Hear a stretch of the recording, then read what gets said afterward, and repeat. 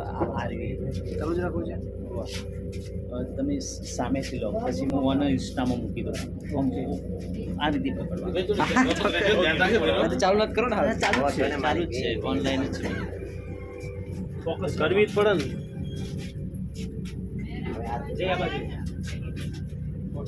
promote કરવો છે ને